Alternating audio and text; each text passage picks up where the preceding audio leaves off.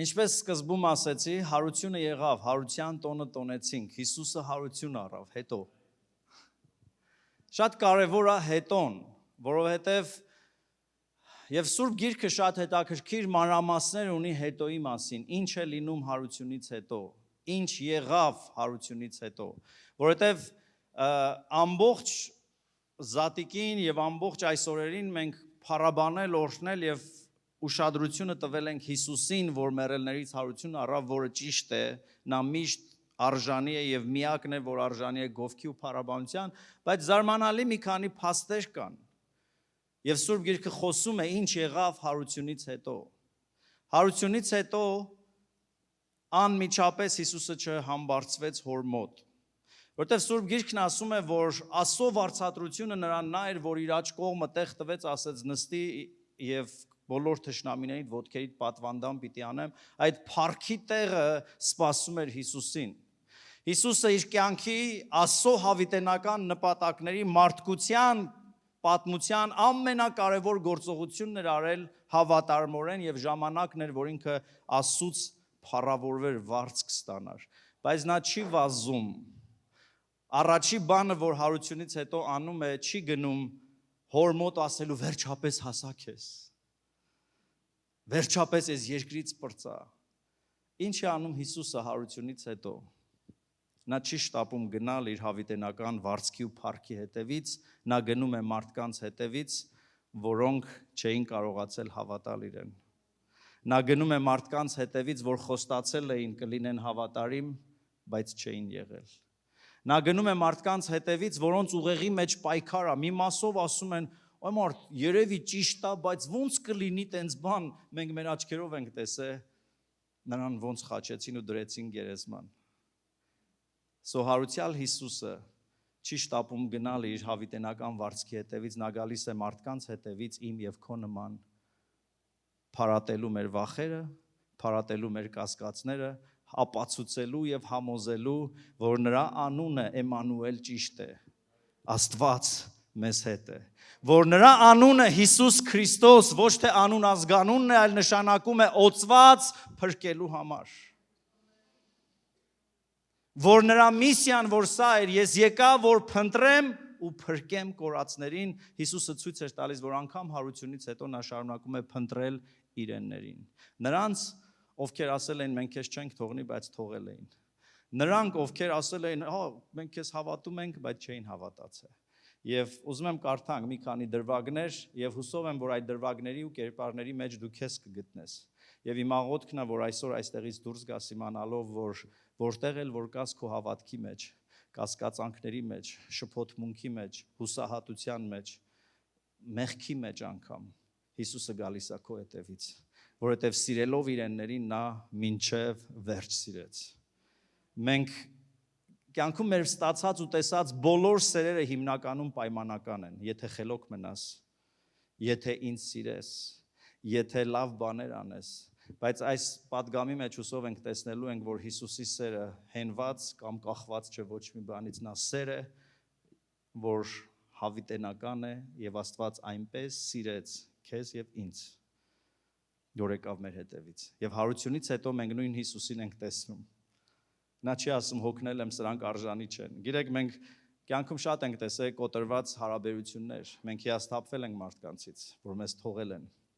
Մենք հուսահատվել ենք, որովհետև մարդիկ իրանց խոստումները չեն պահել։ Մենք որոշել ենք չշփվել, որովհետև այդ շփումները օգուտ չեն տվել, բայց Հիսուսի մոտ մենք ուրիշ բան ենք տեսնում։ Եվ եկեք միասին նայենք։ Առաջի համարը, որ ուզում եմ կարդամ, Պետրոս առաքյալը 3-րդ գլուխ 18-րդ համարի մեջ, առաջի Պետրոս 3:18-ի մեջ խոսում է Քրիստոսի չարչարանքների մասին։ Մենք հեշտ ասում ենք, այո, նա մեր մեղքերի համար չարչարվեց, մեզ արդարացնելու համար հարություն առավ։ Պետրոսը կարծես unfold է անում, ավելի է բացում, ավելի ուշադրությունը բերում է, որ մենակ դա չէր։ Հիսուսը չի խաչվել, որ քեզ ների կամ փրկի ու երկինք տանի միայն, որովհետև Քրիստոսն էլ մեկ անգամ չարչարվեց իմ եւ քո մեղքերի համար, արդարը անարդարների փոխարեն, որպեսի մեզ Աստծուն մոտեցնի, մարմնով մահացավ, բայց հոգով կենդանացավ։ Քրիստոսը չարչարվեց, որպեսի մեզ, ասա ինձ, մոտեցնի Աստծուն։ Գիտեք, շատ հավատացյալներ այսօր մխիթարված են կամ հանգիստ են, որ ինչ լավ է, ես դժոխք չեմ գնալու։ Ես տարիներ իմ մանկության հիշողություններ այդպիսին էր, որ ամբողջ այս հավատքը նրա մասին է, որ կա վառվող կրակներ, ինչ որ սատանա, մատանա, տենց գեհենի կրակ եւ այլը, որ չգնանք այնտեղ, պետք է Հիսուսին հավատանք, որ գնանք լավ տեղ։ Ու ամբողջ տպավորությունս նա էր, որ հավատացյալները մի հատ ավտոբուսի մեջ նստած սպասում են, երբ պետք է գնան այդ լավ տեղը։ Բայց հետո երբ որ մեծացա, ես ինձ հարց եմ տալի, եթե ես գնամ այդ լավ տեղը, բայց ես Հիսուսի հետ կապ չունեմ, it's gonna be very boring։ Ինչ անեմ երկնքում, եթե ես հարազատ չեմ այնտեղ։ Եղել ես մի հատ լավ խնջույքի, որ ասես ամեն ինչ բարձր մակարդակի սարքած է, բայց դու հասկանում ես, որ this is not my crowd, ես իմ գրուպան չի, ես իմ խումբը չի։ Ինչ են անելու այն հավատացյալները երկնքում, որ Հիսուսին մտերիմ չեն։ It's gonna be boring time, I think։ Բայց Հիսուսը չարչարվեց, որ իմ ու քո համար ստեղծի մտերմություն Աստծո հետ։ Ասա մտերմություն։ Դա շատ կարևոր է, սիրելիներ։ Աստված ոչ միայն ուզում է սուրբ ժողովուրդ, մաքուր ժողովուրդ, որ աշխարհից զատված է ու մեղք չի գործում, այո, բայց նա մտերմությունն է ուզում։ Նա մտերմությունն է ուզում, նա հավիտենական սեր ունեցող Աստվածն է, որ փնտրում է Ադամ, ուր ես։ Եդեմական պարտեզում հնչած այս հարցը ոչ թե խոսում է Աստծո գիտակից չլինելու կամ իմացություն չունենալու մասին, այլ խոսում է իր սրտի մասին, որ նա փնտրում էր Ադամին։ Նա Ադամին ուզում էր ասել, ես քեզ թաքնվելու համար չեմ ստեղծել։ Ես քեզ չեմ ստեղծել, որ դու ինձանից փախչես, ես քեզ ստեղծել եմ, որ ես քեզ հետ շփվեմ, որ ես քո կյանքի մեջ լինեմ, որ քո նեղությունների, քո դժվարությունների, քո տանջանքների, քո պատերազմների մեջ քո հաղթանակը դառնամ, քո արդարությունը դառնամ, քո հույսը դառնամ, քո բժշկությունը դառնամ, քո կարողությունը դառնամ ամեն բանի մեջ քեզ համար, որ դու հաջողվես։ Ամեն։ Ուրեմն նա չարչարվեց, որ մեզ մոտեցնի Աստծուն։ Եթե այսօր զգում ես, որ քո եւ Աստծո միջև հեռավորություն կա, Հիսուսի չարչարանքները նրա համար էին, որ այդ հեռավորությունը փոքրանա, որ ես եւ դու մոտիկ լինենք նրան։ Ուրախ ես դրա համար։ Սա բարի լուր է եւ հարությունից հետո մենք տեսնում ենք, որ Հիսուսի հարությունը ոչ միայն մեր մեղքերը ներելն էր, այլ մեզ Աստծուն մոտեցնելն էր։ Մինչ երկինք բարձրանալը, Հայր Աստծո աջ կողմում նստելը, նա եկավ մեր նման մարդկանց մոտ, որոնք լի էին կասկածներով, վախերով, կոտրվածությամբ, ոմանք հպարտությամբ, ոմանք հիասթափությամբ։ Եվ առաջի մարդը, որ տեսնում ենք, Պետրոսն էր, եւ Պետրոսը անձամբ Հիսուսի հետ հանդիպման հրավեր է ստանում։ Պետրոսը մի մարդ էր, որ նետվող էր, բռնկվող էր, իրականում ինքը ուզում էր ու գիտեր, վստահ եմ, որ գիտեր, որ Հիսուսը ինքն է Մեսիան ու Փրկիչը, եւ անկեղծ խոստացել էր, որ Տեր, սրանց մասին չգիտեմ, բայց ինձ հույս դիր, ես դանակ էլ ունեմ, մարդ էլ կծակեմ քո համար, եթե պետք լինի։ Ու արեց։ Ու խոստացավ, որ ես քեզ չեմ ուրանա, բայց հանկարծ տրվելով վախին ուրացավ, հետո զղջաց։ Բայց մենք բոլորս գիտենք, մենք բոլորս մեր կյանքում ունենում ենք պահեր, որ մեղք ենք գործում, հետո զղջում ենք ու հասկանում ենք, որ այդ repair-ը հարաբերությունների Աստծո հետ այդ մաքուր խիղճը հեշտ չի գալիս։ Մենք խոստովանում ենք, մենք գիտենք, որ Տերը մեզ կների, բայց միևնույնն է, զգում ենք, որ ոնց գամ քո մոտ, ոնց նայեմ քո երեսին, ոնց գամ քո առաջ, որովհետև հավատարիմ չեմ եղել քեզ։ Եվ Պետրոսը այսպիսի կասկածների ու վախերի մեջ էր վստահ է։ Մարկոս 16-րդ գլուխ 7-րդ խոսքի մեջ, երբ որ հրեշտակը երևում է մի խումբ աշակերտների եւ ավետում է, որ Հիսուսը մեռելներից հարություն է առել, մեկ փնտրի նրան մեռած տեղեր, 16:7-ի մեջ ասում է գնացեք, ասեք նրա աշակերտներին եւ Պետրոսին։ Գնաց, ինչա Պետրոսը աշակերտ չէր, ինձ թվում է, որ Պետրոսը ինքն իրեն իր սրտի մեջ արդեն անջատել էր աշակերտների խմբից։ Երևի ինքը անընդհատ ասում էր, ես արժանի չեմ աշակերտ լինելու։ Ունեցել ես այդպիսի վիճակ։ Երբ ամբողջ օր առավոտից իրիկու ասում ես, ես արժանի չեմ ծառայելու, ես արժանի չեմ եկեղեցի գնալու, ես արժանի չեմ հաղորդության մասնակցելու, ես արժանի չեմ։ Եվ Հիսուսը հրեշտակի միջոցով պատգամ ուղարկում է, ասեք նրա աշակերտներին եւ այդ մի հատիկին, այդ մեծ խոսացողին, նրան, որ publicly խայտարակ եղավ, կանանց մոտ երդվեց, անիծեց, չգիտեմ, ում մասին է խոսքը, եւ աշակերտներն էին դա տեսել, բայց Հիսուսի մեզ հետ մոտիկ լինելու վերաբերմունքը տեսնում ենք այս պատմության մեջ, նա չի ասում հավատացողներին կանչեք։ Եվ ընդհանրապես սա փոխում է մեր վերաբերմունքը մարդկանց հանդեպ, ովքեր տկարության մեջ են։ Սիրելիներ, եկեք լինենք եկեղեցի, որ տկարներին չենք խփելու։ Որովհետև երբեմն կա այդ բանը եկեղեցիներում, կարծես սպասում են, որ մեկը տկար եղնի, որ հարցակվեն քննադատելու, որ հավատքը տուր, աղոթքի կյանքը տուր, գիրք կարդալը չկա։ Այո, չկա, բայց ինչ ենք անելու այդ մարդուն, ինչ է անում Հիսուսն այդ մարդու հետ։ Մեկ այլ տեղ ավետարանում ասում է, եթե մի եղբայր, որ տկարացել է հավատքով, դուք կարողանաք նրան հետ բերել, մեծ վարձք եք ունենալու։ Որովհետև ես չեմ կարծում, ոչ մի Պետրոս մտածված չի գնում ուրանալու։ Եվ ես հավատում եմ, որ Պետրոսը ամբողջ սրտով, սրտանց ասում էր Հիսուս, ես մինչև մահ գալու եմ քո հետ։ Մենք էլ ենք ասել, բայց եթե ազնիվ լինենք, չենք հասկացել ինչ որ մի կետում ինչպես մեր հավատքը սառավ, ինչպես հանկարծ մենք սայթակեցինք, ինչպես մենք հանկարծ հայտնվեցինք այն բաների մեջ, որ ասել են կյանքում ես այդպես չեմ մտածի կամ չեմ վարվի կամ չեմ անի։ Իսկ Հիսուսը, որ հարություն է առել եւ արժանացել է բաց դռների երկնքի ամենաբարձր ընդունելությանը, չի շտապում գնալ այնտեղ,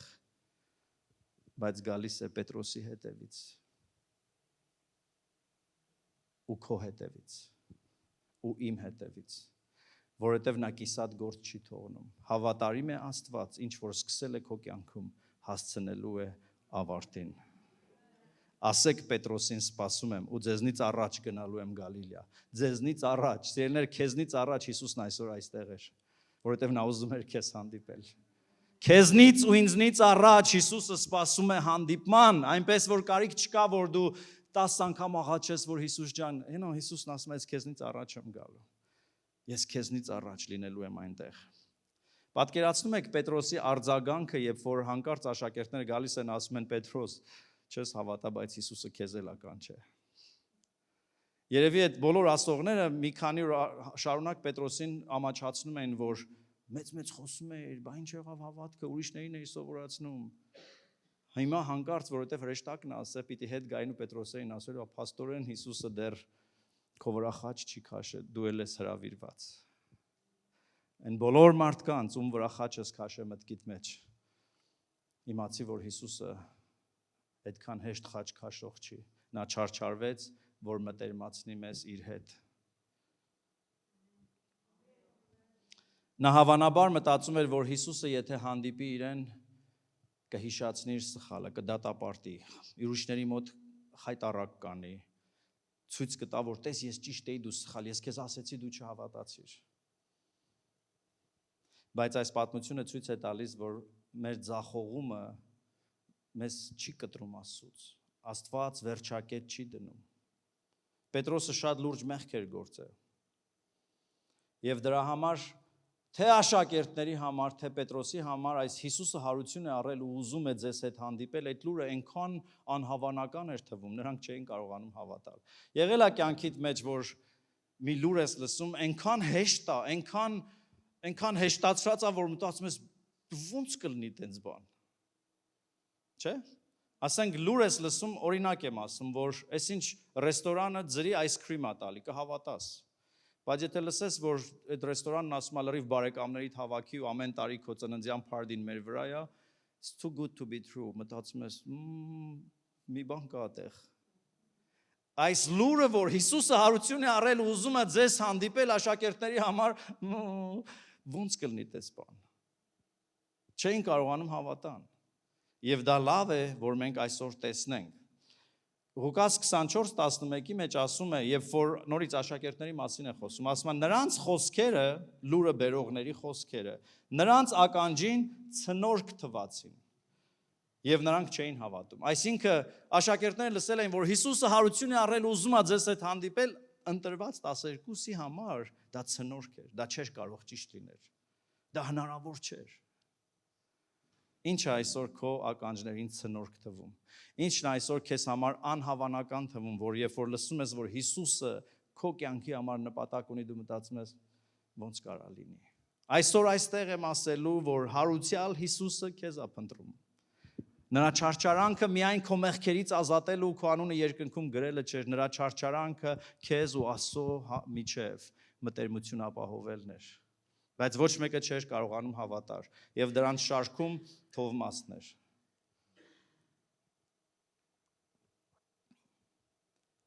Մարդ, որին մենք բոլորս ճանաչում ենք որպես կասկածող մարդ, որովհետև երբ որ Հիսուսը հայտնվել էր առաջի անգամ, Թովմասը սենյակում չէր։ Եվ երբ որ հետ եկավ, ասին, գիտես, այդ ինչ լսել էինք ճիշտ է։ Ու Թովմասն ասում է, «Նո, կներեք, տղեկ, բայց ես չեմ կարող հավատամ»։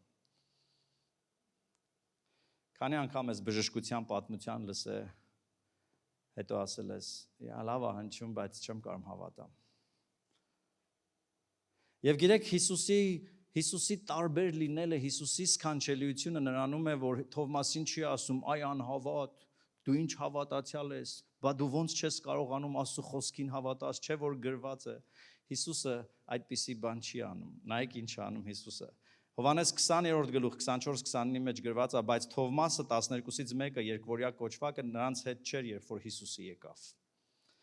Մյուս աշակերտներն ասում էին նրան, Տիրոջը տեսել ենք, իսկ նա ասում էր, եթե նրա ձեռքերուի այդ բևեռների նշանը չտեսնեմ, եւ իմ մատս չդնեմ այդ վերքերի վրա, եւ իմ ձեռքս չդնեմ նրա կողին, չեմ հավատա։ Թովմասն էր ասում, ասավ։ Մնացած աշակերտները երևի կասեն, ինչ իրավունք ունես այդ ձև խոսալու։ Բայց նայեք Հիսուսի վերաբերմունքը, անցնում է 8 օր։ Թովմասը 3 բան ասել, 3 բանի մեջ կասկածում, ասում է պիտի տեսնեմ, ձեռքի խոցված տեղը մատս պիտի դնեմ, ու հետո ես մի ձեռս է պետք է դնեմ այդ խոցված կողի վրա։ Հիսուսը լսում է մեր բոլոր կասկածները։ Մի բան, որ միշտ ինձ ապշացնում է ու լացացնում է մարգարեական ծառայության ժամանակ, եւ նրանք, ովքեր երբևէ մարգարեական ծառայություն ընդունել են, գիտեն դա ինչ է։ Երբ որ դու մտքիդ մեջ մի բան ունես ու Հիսուսը հենց դրան է կպնում, ու ցույց է տալի, որ ես գիտեմ դու ինչ ես ասում։ Ես իմ ծառայությունների մեջ շատ տեսնում եմ առաջի հերթին գիտության խոսքի ծառայությունը, որ Տերը մարդու կյանքից մի դրվագ է տալիս, եւ առաջին նախադասությունից մարդը փլվում է։ Ինչու, որովհետեւ ինքը հասկանում է, որ սա Տերն էր։ Այս մասին մենակ ես գիտեի ու Տերը 8 օր հետո գրված է շարունակության մեջ։ Եվ նայեք Հիսուսը չի վռազում Թոմասին խեղդի, ասի, այ տղա ոնց կարաս անհավատ լինես 8 օր։ Այնքան համբերատար է Հիսուսը։ Քո համար Հիսուսը համբերատար է եւ ինքը կհասնի դրան, որ այդ մտերմությունը ստեղծի։ 8 օր հետո նորից հավաքված են։ Եվ 8 օր հետո աշակերտները դարձյալ ներսում էին, Թովմասն էլ նրանց հետ էր, եւ Հիսուսը փակ դռների միջով եկավ ու նրանց մեջ կանգնեց եւ ասեց. Բարլուս անհավատներ։ Հիսուսը գիտեք, որ Հիսուսի խոսքերից կյանք է գալի։ Խաղաղություն ձեզ։ Եվ բոլորը խաղաղ են։ Եվ հաջորդ բանը չգիտեմ քանի հոգի կային այդտեղ, 12, մի քիչ ավել, թիվը չգիտեմ գրած է թե չէ։ Եվ Հիսուսը շրջվում է ուղիղ նայելու ում Թովմասին։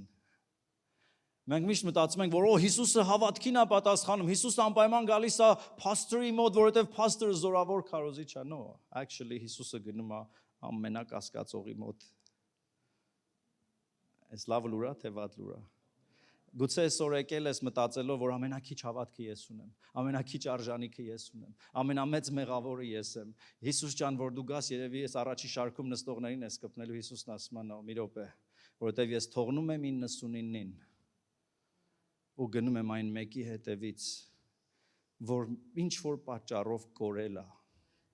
որովհետև նա օծված է փրկելու համար, Որովհետև Հիսուսի վրա եղած աստվածային ազդեցությունը փրկելու ազդեցություն է, կորսվածներին հետ բերելու ազդեցություն է։ Դրա համար անverջ փառք, գոհություն ու շնորհակալություն Հիսուսին։ Ամեն։ Այդ ամբողջի մեջ մի անգամ տեսել են, արդեն մի քիչ հավատում են, բայց Թովմասը դեռ չի տեսել ու չի հավատացել։ Սիրելի քույրս, եղբայրս, եթե այսօր այստեղ ես ու քեզ դեռ մի քիչ հավատք չի հերիքում, ու եթե Թովմասի մեջ պես ասում ես, լավ է հնչում այդ պատմությունը, որ Հիսուսը սրան ազատագրել է, նրա ամուսնությունը վերականգնվել է, նրա երեխաները ապաշխարել են, բայց ուզում եմ ձեռ տամ, ուզում եմ հասկանամ, որ դա ճիշտ է, ուզում եմ մի քիչ ավել կարողանամ հասկանամ, Հիսուսը չի ասում, մեծ բաներ ես ուզում, Հիսուսը գալիս է Թովմասի մոտ ու ասում է, Թովմաս, ինչ է ասում Հիսուս Թովմասին, գիտեք, 3 բան ասում, ասում է մատդ բեր, արի ձեռ դուր, տես, շոշափի, ձեռքդ բեր, դիր այստեղ, եղիր հավատացյալ։ Հիսուսը ամեն գնով քեզ հավատացյալ է դարձնելու, որտեվ Հիսուսի համար կարևոր է, որ ի վերջո դու հավատաս, եթե պետք է նրան, որ չգնա երկինք, բայց գա քեզ ցույց տալու իր վերքերը, նա կանի դա, որ նա չանի այն բաները, որ առաջնային է թվում, բայց գա փարատելու քո անհավատությունը, բայց նա կգա, որովհետև նա սիրում է քեզ, նա չի ուզում քեզ թողնել քո թերահավատության կամ անհավատության մեջ, նա գալիս է փարատելու քո թերահավատությունը, բայց դրա համար պետք էր, որ Թովմասն ասեր անկեղծ, մինչև չտեսնեմ չեմ հավատա։ Դեք մենք երբեմն սովորացնում ենք մարդկանց բացասական աղոթք չանես։ Թովմասի աղոթքից բացասական աղոթք չեմ պատկերացնում։ Ասավ դուք ոնց ուզում եք հավատացեք, ես մինչև չտեսնեմ չեմ հավատալու։ Ու Հիսուսն ասավ օքեյ, կտեսնես, կշոշափես ու կլսես ու կիմանաս։ Ու դրանից հետո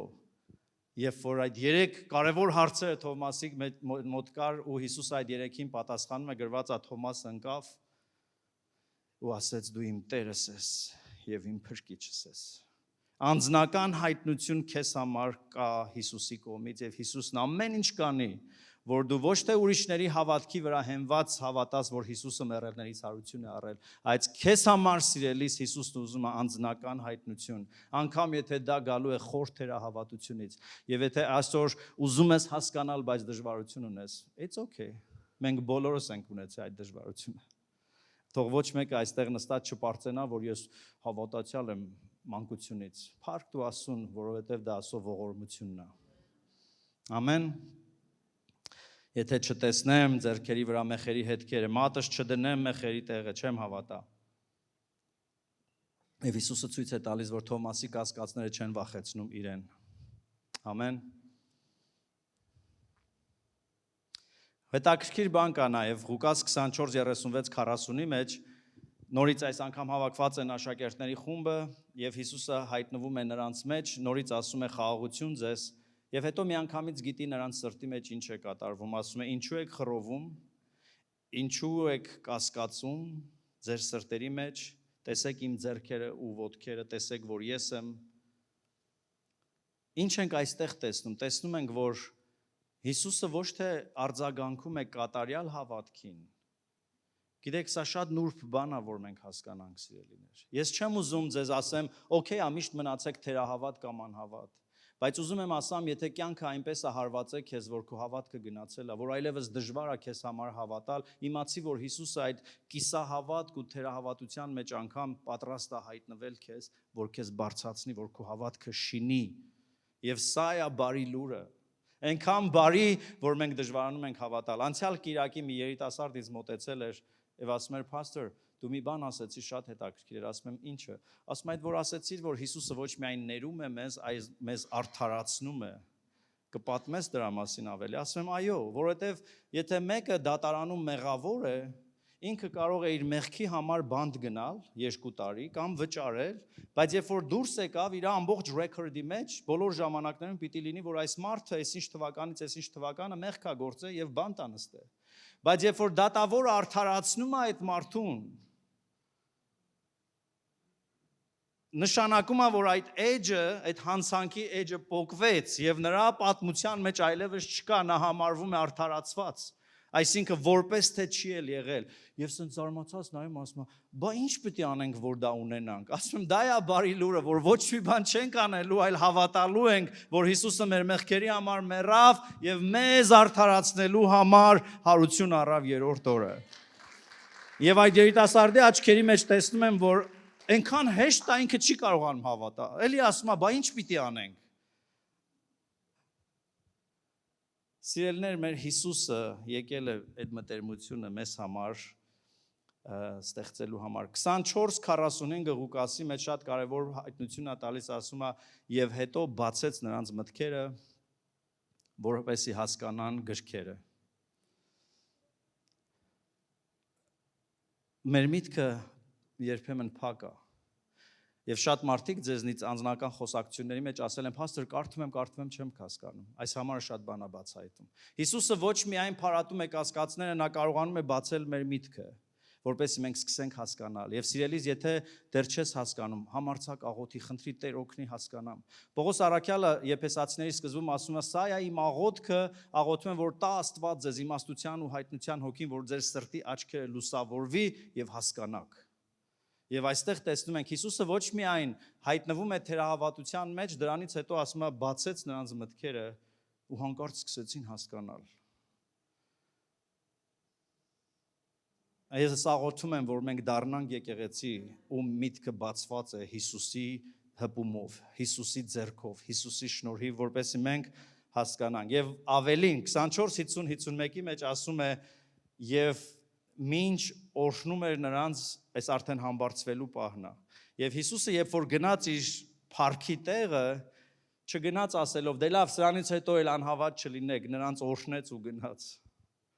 Նորից ինչ է ցույց տալի, Հիսուսի commitment-ը, Հիսուսի սերը, Հիսուսի նվիրումը իր աշակերտների։ Գիտեք, շատ հաճախ, երբ որ մենք մարդկանց ներում ենք, մարդկանց հետ հաշտվում ենք, տենց ասում ենք, հա, լավ ենք, բայց լրիվ օրհնությունը չունեն մարդիկ։ Այստեղ տեսնում ենք, որ Հիսուսը ոչ միայն անցավ նրանց անհավատության, թերահավատության վրայով բացեց նրանց միտքը, այլ նաև օրհնեց նրանց։ Օրհնեց նրանց։ Քույրս, եղբայրս, թերահավատության, անհավատության մեջ հույս կա քեզ համար։ Հիսուսը հանդիպելու է քեզ,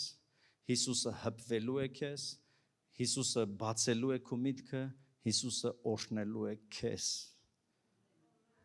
Որովհետև այդպիսին է մեր Հիսուսը, նա չի թողնում մեզ մեր շփոթության մեջ, նա գալիս է մեր իրավիճակների մեջ օգնելու, որ մենք հասկանանք եւ վեր բարձրանանք եւ գնանք ամբողջ մաքսիմումով ծառայելու իրան։ Հայաստանում մեզ հրավիրեցին միտեղ, կարծեմ այս պատմությունը մեծ խմբում չեմ պատմել, կյանքից լսած ամենազարմանալի պատմություններից մեկն էր։ Մի եղբոր տուն գնացինք, շատ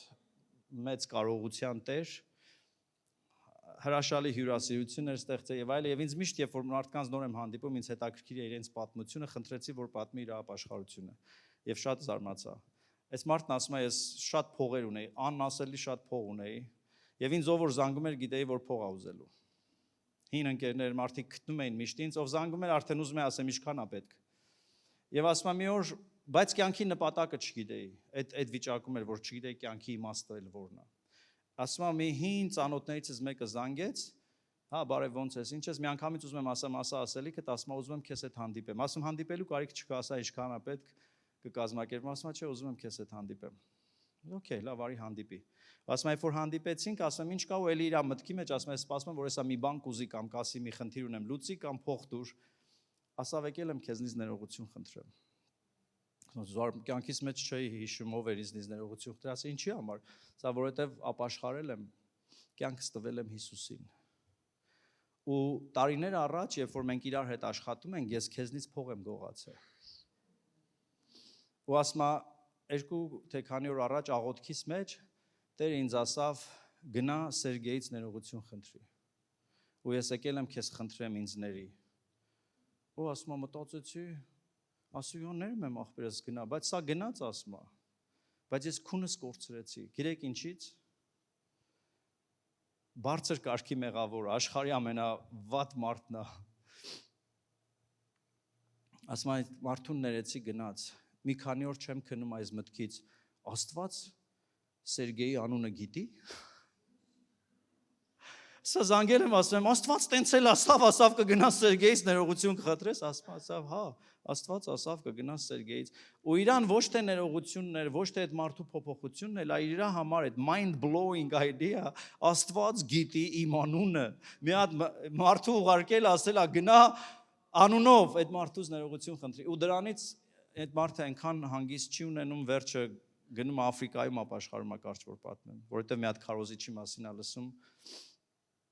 հրաշալի եղբայր է դառը, բայց այդ փաստը, որ Տերը մեր անունը գիտի, դա փոքր փաստ չի սիրելներ, նա քեզ անունով գիտի, նա քեզ ամբողի մեջ չի ճանաչում, նա քեզ անունով է ճանաչում, անգամ երբ որ դու կասկածի, վախի ու թերահավատության մեջ ես, ամեն։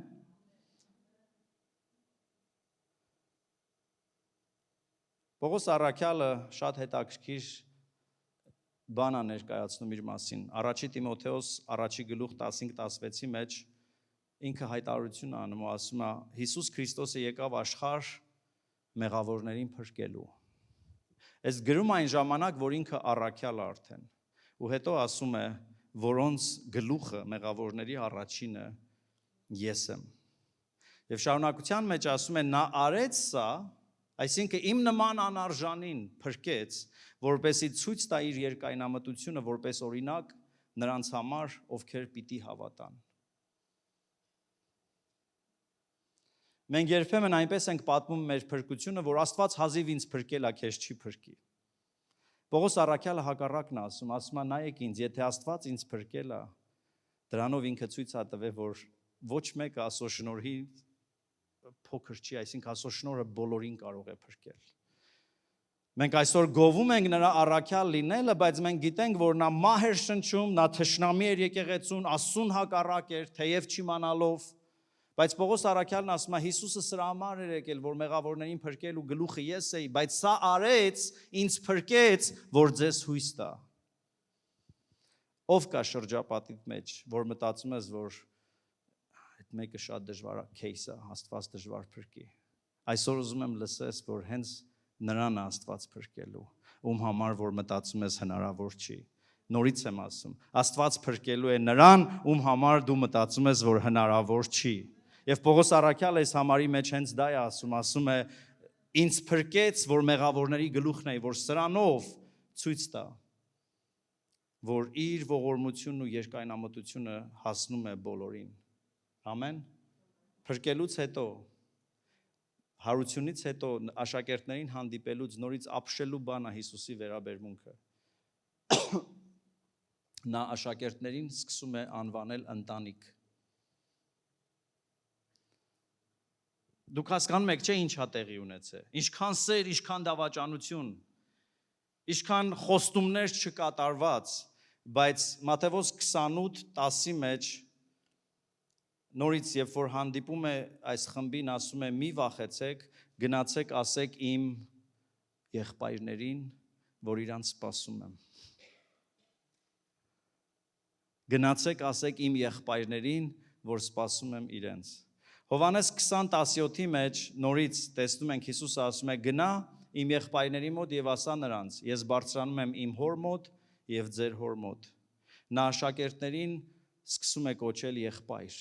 ընտանիք, իմոնք։ Փաստորեն մենք Հիսուսի հետ եղբայրական հարաբերություն ունենք։ Դեռ Սուրբ Գիրքն ասում է նա մեռելներից հարություն առածների անդրանիկն է, այսինքն ավագը, իսկ մենք նրա փոքր եղբայրներն ենք համարվում։ Եփեսացիս 2:19-ի մեջ Պողոս առաքյալն ասում է դուք այլևս օտար ու պանդուխտ չեք, այլ սուրբերի համաքաղաքացի եք եւ Աստծո ընտանիքի անդամներ։ Ամեն։ Պատկերացնում եք նորից գալիս եմ մտերմությանը։ Վարդապետ ու աշակերտ, Հիսուսը վարդապետներ, աշակերտներն էին, ռաբի եւ իր աշակերտները, առաջնորդը, հետևորդները, տերը ու ծառաները, բայց հարությունից հետո այս ամբողջ պատկերը փոխվում է։ Հիսուսն ասում է գնացեք իմ եղբայրներին ասեք ես ձեզ սպասում եմ։ Եղբայրներ, քույրեր, Հիսուսը սպասում է մեզ։ Ամեն։ Գնացեք ասեք գնում եմ իմ հոր մոտ ու ձեր հոր մոտ։ Մենք մի ժամանակ օտար էինք ու հեռու էինք Աստծուց, արժանի մահվան ու դատապարտության, բայց Քրիստոսի խաչով եւ հարությունով Հիսուսն ասում է, ոչ միայն ես եմ նրան հայր կոչում, այլ սրանից հետո, երբ որ դուք աղոթք անեք, ասեք հայր մեր։ Միթե սա հրաշալի չէ, միթե սա ցույց չի տալիս մտերմությունը, որ Հիսուսն ապահովել է իմ ու քեզ համար իր հարությունով։ Ամեն։ Նրա հարությամբ մենք նոր ինքնություն ենք ձեռք բերում, մենք դառնում ենք հարազատ ընտանիք, մենք Հիսուսի եղբայրն ենք, Հիսուսը մեր անդրանիկ եղբայրն է։ Եվ Հիսուս Քրիստոսը նույնն է երեկ, այսօր ու հավիտյան։ Հարությունից հետո այս պատմությունը ցույց է տալիս, որ այսօր այս սենյակում Հիսուսը փնտրում է Թովմասին։ Այսօր այս սենյակում Հիսուսը փնտրում է Պետրոսին։ Այսօր այս սենյակում Հիսուսը փնտրում այն փոքր խմբին, որ կանչված էին ու հավատում էին ու լավ էին գնում, բայց հետո մի բան եղավ։ Իրանք էլ չհասկացան ոնց ու հանկարծ ամեն ինչ քանդվեց։ Ու Հիսուսը չի գալի ասում, գիտեք, երևի մի քիչ հպարտացել էիք, Պետրոս երևի դու մեծամիտ էիր դառը, եկել էի քեզ դաստա, ինքը էներգիա չի ծախսում դրա վրա, որովհետև ինքը գիտի, որ իր արյան մի կաթիլը մեր ամբողջ անցյալը կարող է մաքրել։ Ինքը իր ձեռքը երկարում ասում է, եկեք, ես ձեր հետ գործ ունեմ, ես ձեզ դեռ տանելու տեղեր ունեմ, եւ ձեզ համար դեռ ծրագրեր ունեմ, ժամանակ չի հետ գնալու եւ փորելու, ով էր մեղավոր, այդ աղջիկը երևի մի քիչ խիստ դեմք ուներ, որ Պետրոսը ուրացավ, Պետրոսը երևի այդ օրը սոված էր եղել, չէր քնե, ստրեսի մեջ էր, վիրավորված էր, Հիսուսն ասում է խաղաղություն, հանգիստ եղեք, ես գիտեմ, որ դուք մարդ եք, ես դեռ չեղածը ասել էի, որ պիտի լինի, ոչ թե ինձ համար, ձեր համար էի ասել, որ երբ որ լինի հասկանաք, որ իմ սերը հավիտենական է եւ ես շարունակելու եմ ձեզ սիրել։ Եվ վերջի օրինակը, որ ուզում եմ բերեմ, Ղուկաս ավետարան 15-րդ գլխի մեջ է գրված։ Մենք այդ պատմությունը անվանում ենք անառակ որդու վերադարձը, բայց իրականում երևի այդ պատմությունը հոր սիրո մասին է։ Գրված է մի մարդ որդի ուներ, երկու, եւ մեկը ասավ հայր ինձ տուր իմ ունեցվածքը գնամ, հետո ասում է որդին վերցրեց, որդին գնաց, որդին հեռացավ, որդին վատնեց ամբողջ ունեցվածքը, որդին դարձավ անառակ, որդին սկսեց խոզերի կերակուր ուտել, որդին երկրում սով էր ու չգիտեր ինչ է իր ապագան լինելու, եւ մեկ օր որդին ինքն իրեն գալով ասեց, գիտեք որն է հետաքրքիր այս պատմության մեջ, տանն էր, հոր տանը որդին, եւ Սուրբ Գիրքը այս ամբողջ անկման պատմության մեջ մի անգամ չի ասում այդ անհավատը, այդ աշխարհը սիրողը, այդ թերահավատը,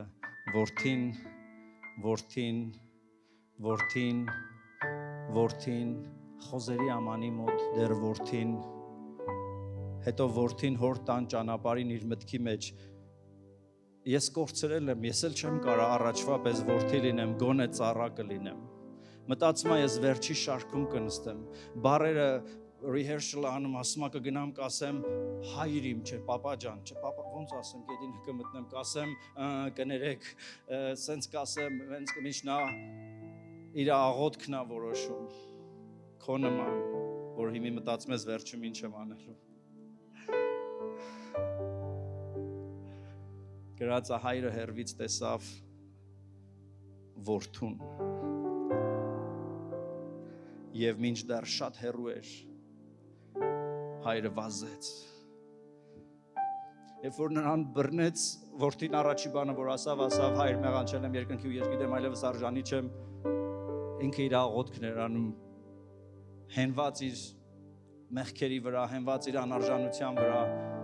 հայրը չի լսում նրան ասում է բերեք հանեք ես կեղտոտ պատմուճանը հագցրեք երկրորդը պարարտգարը մորթեք մատանին բերեք խնջույք արեք որովհետև այս իմ որդին կորած էր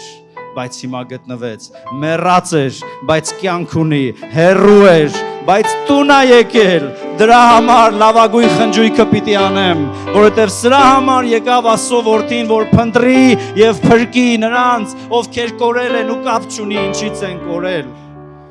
Եվ Հիսուսի հարությունից հետո պատմության բոլոր գծերը մեզ տանում են սրան, նա չի շտապում երկնային փառքը, նա չի շտապում գնալ, որպեսզի ամբողջ հրեշտակներն ասեն բրավո քեզ Հիսուս, նա ասում է այդ օրը կգա, բայց մինչև դա իմիններին պիտի գտնեմ,